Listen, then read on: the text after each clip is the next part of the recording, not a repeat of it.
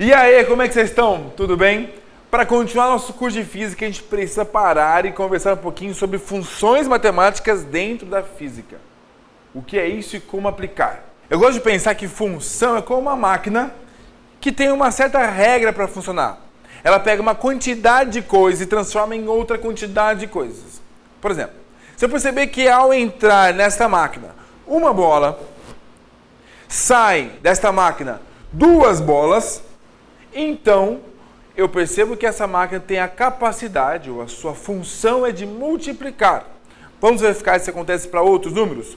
Se de repente eu perceber que ao entrar duas bolas, sai a quantidade de 4 bolas, então eu sei que essa máquina tem a capacidade de pegar a entrada e multiplicar por 2.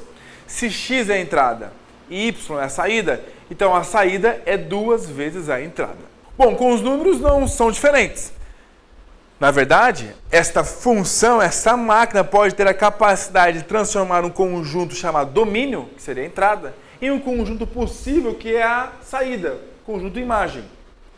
Se de repente eu perceber que a funcionalidade dessa máquina é transformar o número 2, que eu coloco lá na entrada, em o número 5, então eu percebo que esta máquina fez uma outra função. Nesse momento ela tem uma outra função. Vamos verificar com outro número, por exemplo. Se de repente entrar o número 3, e ao passar por esta função ela foi transformada no número 7, então eu percebo que essa máquina tem a capacidade de dobrar a entrada e somar mais 1. Que a gente pode escrever? Y é igual a 2x mais 1. Tudo bem? Se a gente sabe a regra, então é verdade que se eu colocar o número 4 na entrada, eu espero que a saída seja o número 9, como vocês estão vendo.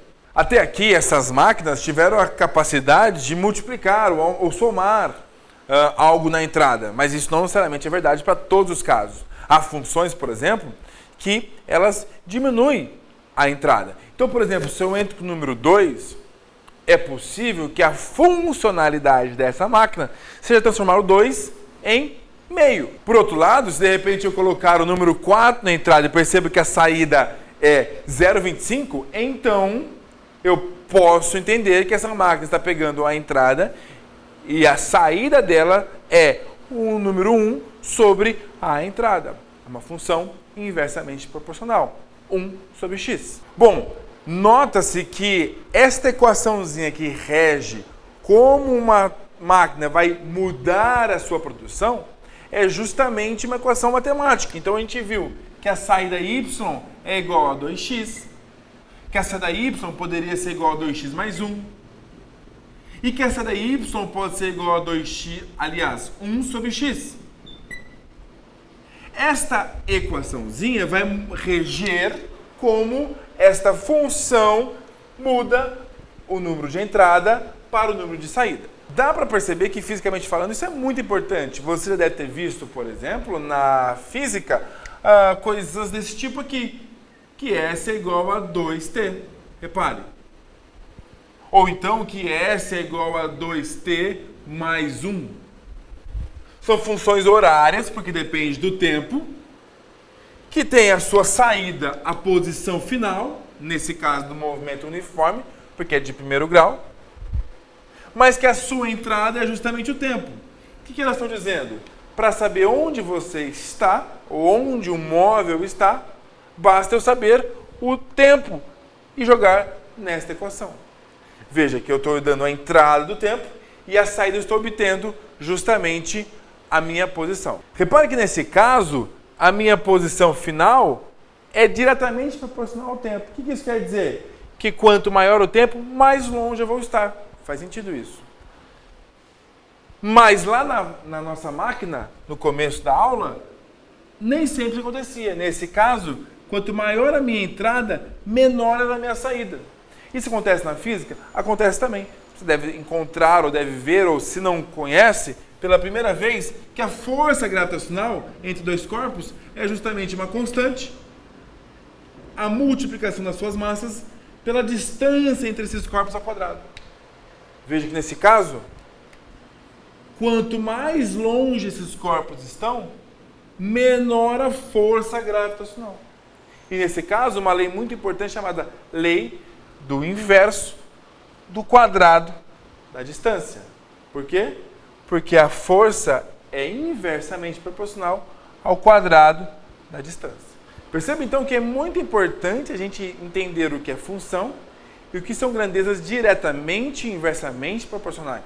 Na prática, simplificando, grandezas que são diretamente proporcionais são aquelas que, enquanto uma cresce, a outra cresce também. Enquanto uma diminui, a outra diminui também. E grandezas inversamente proporcionais são aquelas que, enquanto uma cresce, a outra diminui. Matematicamente falando, grandezas diretamente proporcionais são aquelas que, quando divididas, A sobre B, dão uma constante K. Eu posso reescrever esse cara como sendo A igual a K vezes B. De maneira geral, quando o B cresce, o A cresce. Quer ver um exemplo? Se você quer chegar no número 20 e você tem o número 2, então é só multiplicar o 2 por 10 para chegar no 20. Para manter o número 2 aqui, que seria a nossa constante, se você pegar o número 5, você tem o número 10. Ou seja, de 10 foi para 5, diminuiu. De 20 foi para 10, diminuiu também. O que eu posso dizer? Que essas duas grandezas aqui, A e B, são grandezas diretamente proporcionais. Enquanto uma diminuiu, a outra diminuiu. Matematicamente falando ainda, grandezas inversamente proporcionais são aquelas que, ao serem multiplicadas, dão uma constante. Isso pode aparecer da seguinte maneira também. A igual a K sobre B. O que isso quer dizer? Seguindo o mesmo exemplo, se eu tenho aqui, ó, 2 vezes o 10 dando 20, para manter a constante, imagine que eu passe de 2 para 5, por exemplo. Para manter o 20, esse 10 tem que virar 4. O que isso quer dizer? Que eu aumentei de 2 para 5, necessariamente eu diminui de 10 para 4. Então, enquanto o A aumentou, o B diminuiu. Na prática, fica muito fácil você perceber que quando duas grandezas estão em lados opostos e são numeradores, elas são diretamente proporcionais.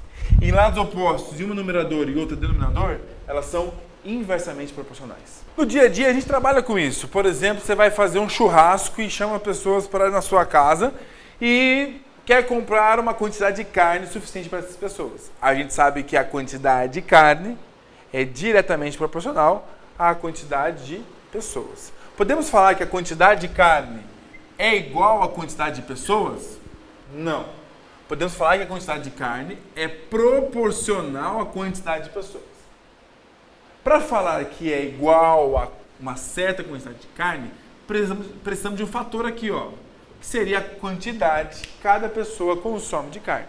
Da mesma maneira, se eu quiser construir uma casa e chamo pessoas para construir essa casa, eu consigo ter uma relação entre o tempo que eu gasto para construir e a quantidade de pessoas e percebo que quanto mais pessoas, em menor tempo essa casa vai ficar pronta. Então eu sei que a relação de pessoas que eu preciso chamar para construir essa casa é inversamente proporcional à quantidade de tempo que as pessoas vão gastar. Bom, a partir de agora você não precisa ter medo de qualquer equação que apareça na física. Por quê? Quando eu tenho uma equação desse tipo aqui, você sabe que essa, na verdade, é uma função horária, porque depende do tempo, para a posição no movimento uniforme. Isso porque você tem uma entrada, que é o tempo, e você obtém uma saída. Então é uma máquina. Dependendo da entrada, você obtém uma saída. Qual que é a regra dessa máquina? O que essa máquina está fazendo com o número de entrada? Fazendo isso. Então, por exemplo, eu posso ter aqui, ó, S igual a 2 mais 3t. Para cada entrada, você tem uma saída. Para cada tempo, você obtém a sua posição final. Da mesma maneira, se você tem uma equação ou uma função horária para movimento uniformemente variado, você tem uma relação de segundo grau com o tempo. Muda alguma coisa? Não. A questão é que agora esta máquina pega o tempo t, faz esta movimentação, aplica essa regrinha e obtém uma saída S, a posição final. Então, se você obtém uma equação do tipo S é igual a 2 mais 3t mais 4t quadrado sobre 2, por exemplo, você tem, para cada tempo, uma saída. Lembre-se disso. Essa função pega a quantidade de entrada, aplica a regrinha e te mostra uma saída. Se você gostou desta aula, não esqueça de compartilhar e se inscrever no canal, que me ajuda muito. Se tiver alguma dúvida, comenta aqui embaixo que eu mesmo respondo.